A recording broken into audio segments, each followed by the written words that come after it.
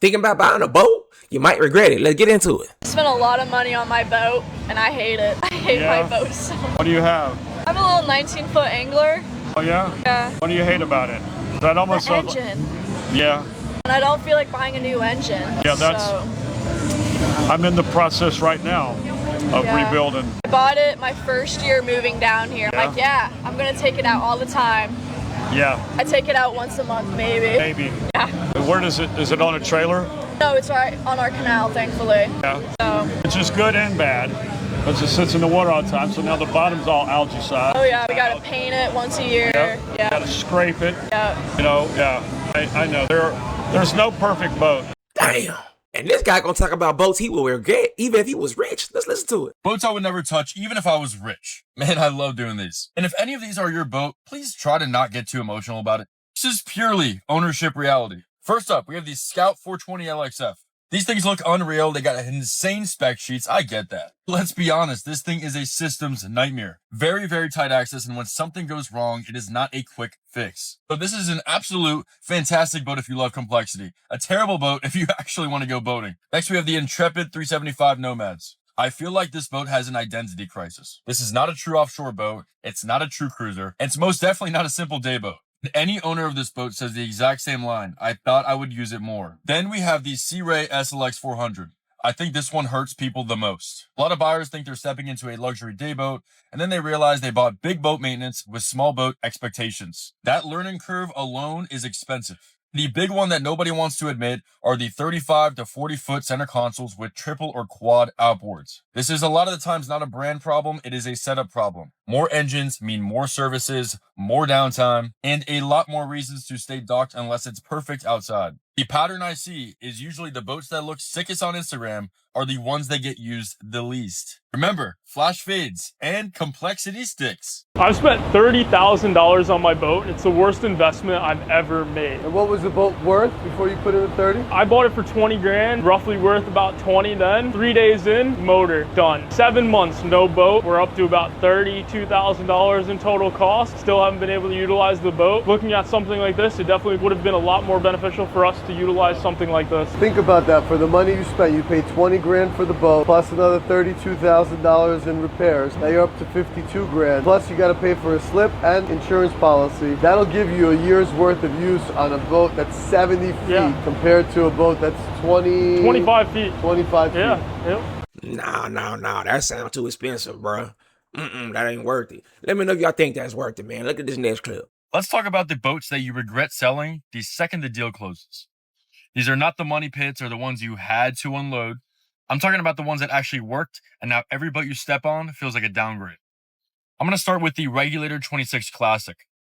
This has got to be one of the cleanest riding hulls ever made. Again with the Carolina flare on this one, bulletproof glasswork, and built for big water. You do not feel the value until your next boat feels super light and is very loud. Next, the Contender 25 Open. I'm going to go pre-2010 on this one. All the OG offshore guys know this hull. This is just a deep V weapon that rides like a dream in chop. And people sell it thinking they want more seating, more shade, or a cooler dash. Then they end up with something softer that slaps every single wave like a drum solo. This is a classic case of comfort versus capability, and you regret it. At number 1, we have the Grady White 208 Adventure, or the 228 Seafarer. These old cuddy cabins, they were built like tanks, let's be honest. Very heavy, very safe, and simple. These were also perfect for weekend runs or spontaneous overnights. Then you sell it for a shiny new bow rider and realize your guests on board have nowhere to hide when the rain hits. That sea deck is not keeping you dry. And this is the thing, the best boats to buy aren't always the biggest and flashiest. They're really the ones that make you feel in control. When you lose that, the regret is real. So if you're lucky enough to have one of these right now, don't let it go. Because when you do, you'll feel it. Just feel out! Nothing beats a Jet2 holiday. And right now, you can save £50 per person. That's My biggest regret about buying a Parker 2320 is that I should have done it sooner. I'm talking about in my 20s. I should have had a Parker 2320 in my driveway. Instead of wasting money on cars and crap and drinks and booze and liquor, I should have bought a Parker because I'm telling you, you will only be young once, and you will only have the strength to want to run a Parker when you're young, okay? It's not an easy job, but if you love fishing, you won't see the work, you'll just see the passion. I'm talking to you who thinks he don't got the money. Remember this, what you do got is health, and you can raise your standards and get the money, and a Parker will call you higher.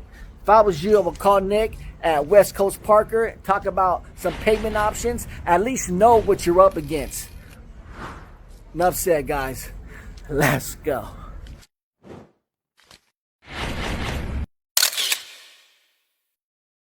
A friend of mine bought his dream boat. Within weeks, it became one of the most documented boat failures I've ever seen. This is part 4. If $1 million boat can leave the dock with failed fuel tanks and steering problems, what does that mean for the next buyer?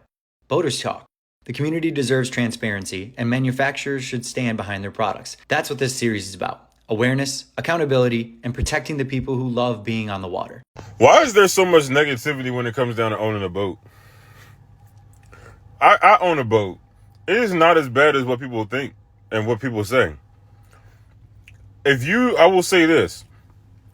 If you're not good with your hands and you don't know how to fix things, you don't know how to work on things, and you just want a boat just to be able to say you have a boat, you're not going to like it.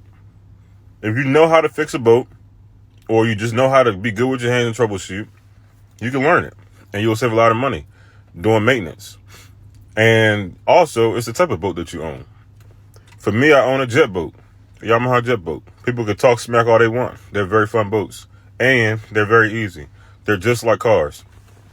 The one I got specifically has 2 motors in it. When I'm doing spark plugs, like I'm doing spark plugs on a car. And I do that once a year. Oil changes is once a year. And it's just like a regular car.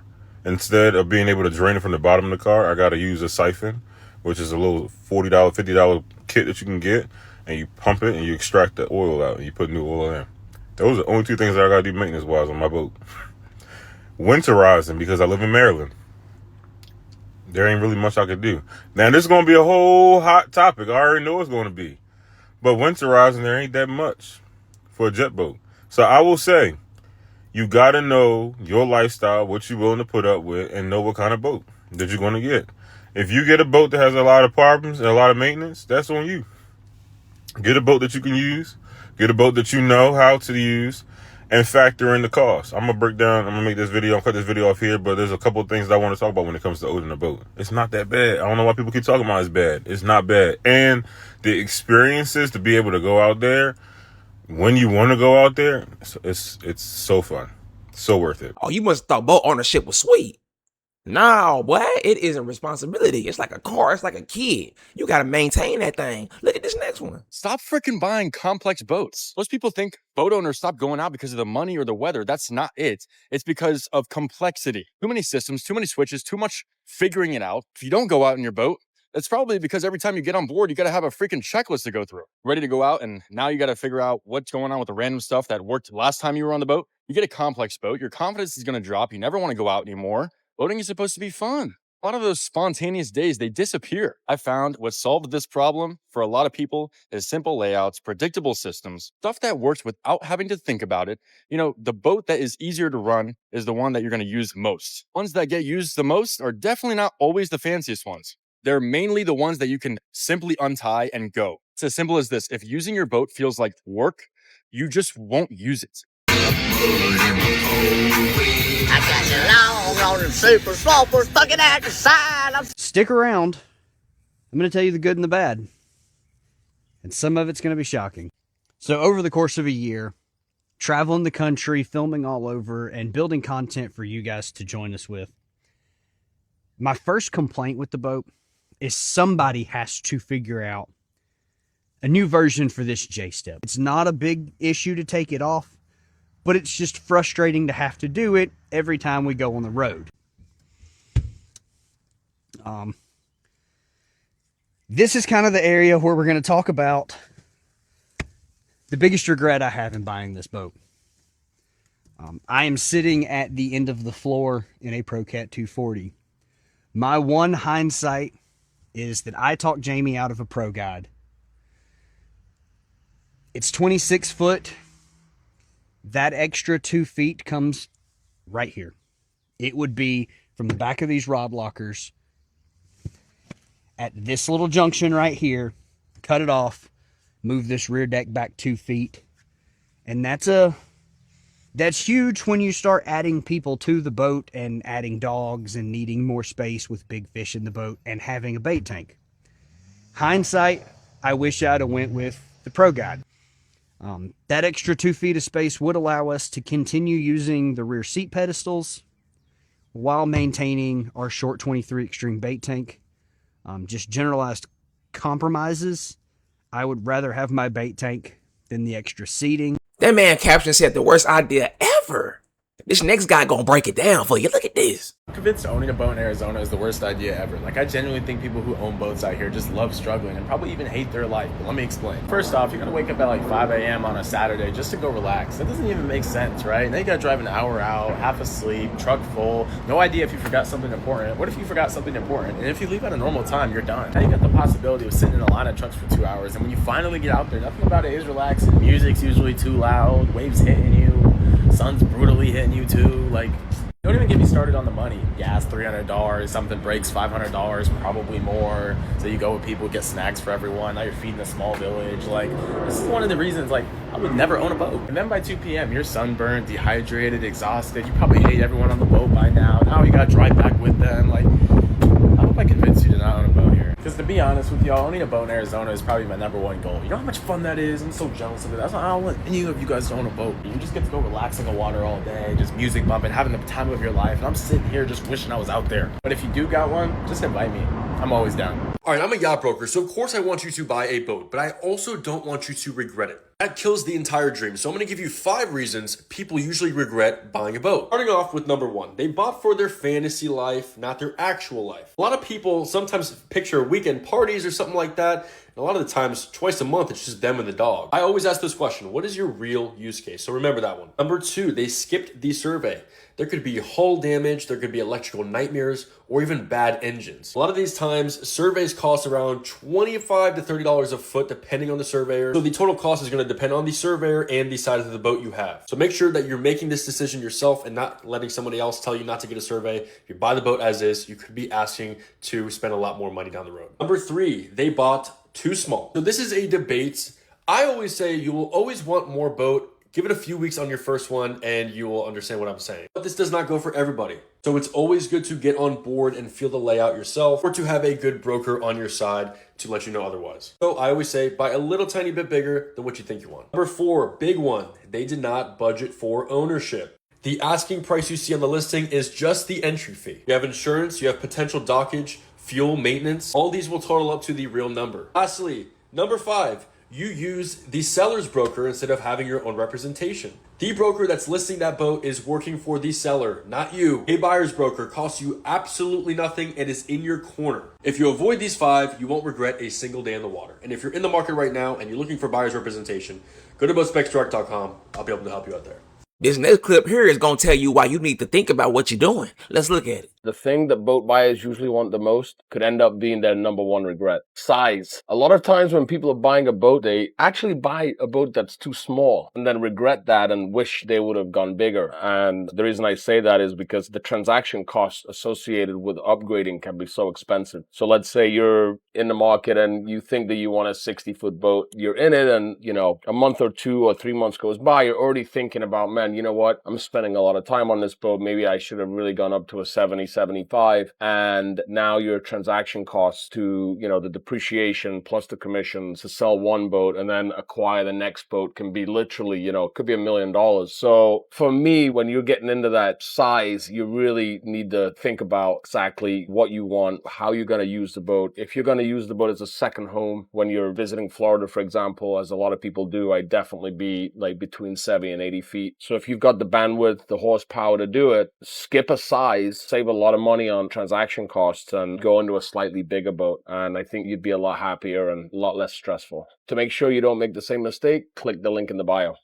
The boat that felt like the right call on the dealer lot is now sitting in a slip, collecting fouling and being used fewer than 12 days a year. That is not a bad run of luck. That is a documented pattern. And the decision that locked it in happened before the owner ever left the showroom. The marine industry does not lead with depreciation data the way the automotive industry does, and that absence is not accidental.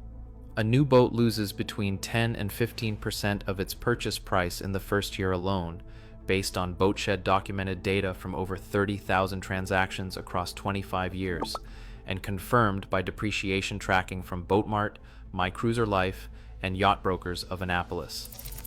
By the third year, cumulative value loss on most production powerboats reaches 20 to 30%. By year 5, the documented range is 30 to 40% of the original purchase price gone. Pontoon boats and fishing boats depreciate faster than that average, and Florida Mariner and Boatmart's independently tracked data both confirm resale values dropping approximately 25 to 30% after the first year or two of ownership. On a boat purchased at $250,000, that depreciation curve produces a market value of between $155,000 and $175,000 by year 3. That is a loss of $75,000 to $95,000 on an asset operated an average of 54 days per year, according to NMMA usage data. For a buyer who financed the purchase, that depreciation gap creates a position where what is owed on the loan is materially higher than what the boat can be sold for. The exit becomes expensive before it becomes possible.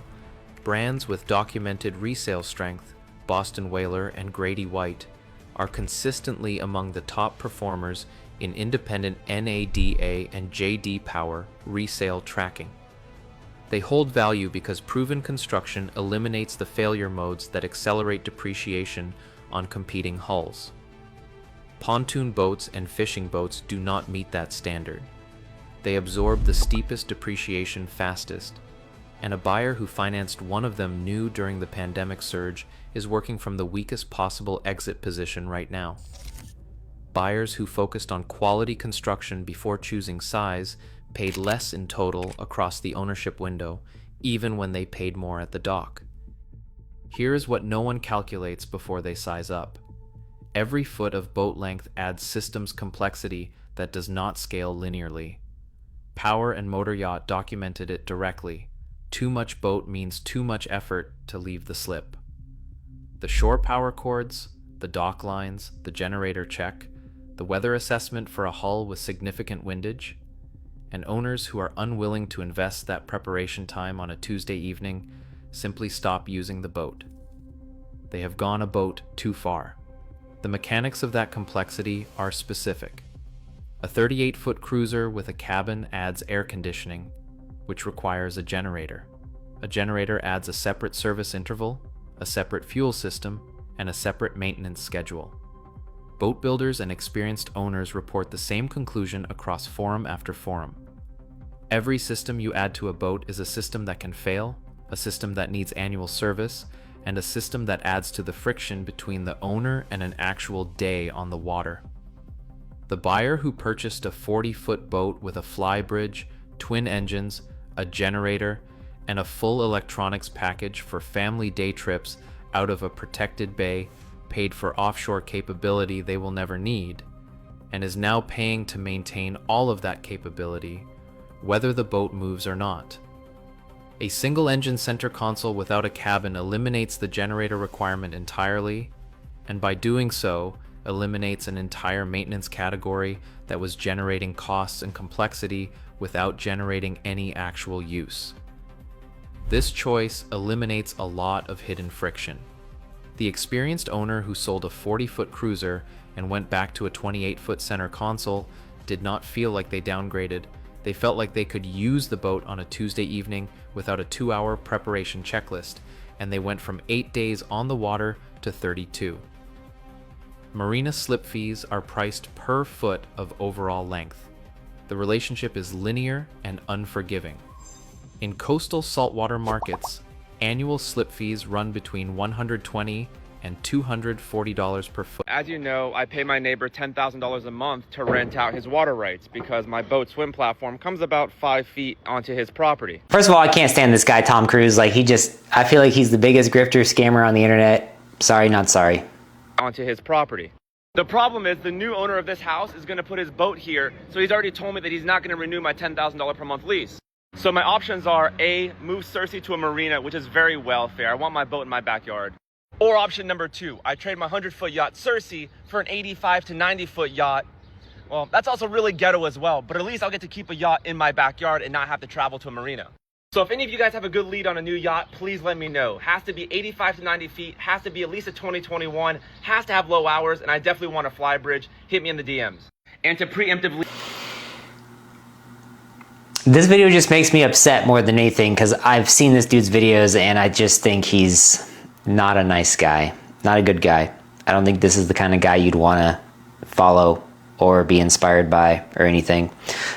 It's nice. Let's just take the video objectively what it's about, which is like, hey, I need a place to park my yacht. That's a big deal. And down here in South Florida, there is very limited yacht parking, believe it or not. There's not that much, especially once you get over 50 feet. Honestly, once you get over 35 feet, parking for a boat is incredibly expensive. We're talking 50 to 60, 70, 100 bucks a foot. To buy a slip, you're talking minimum 6 figures, anywhere from, 150,000 to $1 million for a slip I've seen. So if you guys are in the market for a boat, or if you guys need financing for a boat, I happen to know somebody who owns a company called Malibu Financial where we can help you and point you in the right direction of how you can get these things achieved. And if you do have a yacht, congratulations, and I'm coming for you. Buying a boat ain't glitz and glam like people think it is, man. You got all these costs, you got all these maintenance, you got insurance. Man, look, you got pirates depending on where you at. Hey, boy, you better be careful, boy. I might snatch you up, matey. Yeah, I'm telling you, I'm snatch up all your booty. And I ain't talking about your real ones. I'm talking about your diamonds and your gold. I don't know. I don't know where y'all at. I don't know where you at. It's not worth it at times, man. These folks is regretting that stuff. Man, if y'all know anybody who got a boat and don't like the boat and don't want to float, drop them in the comments below. Again, it's been Josh from Talk to Him Boy, and I just talked to you, boy. I'm out.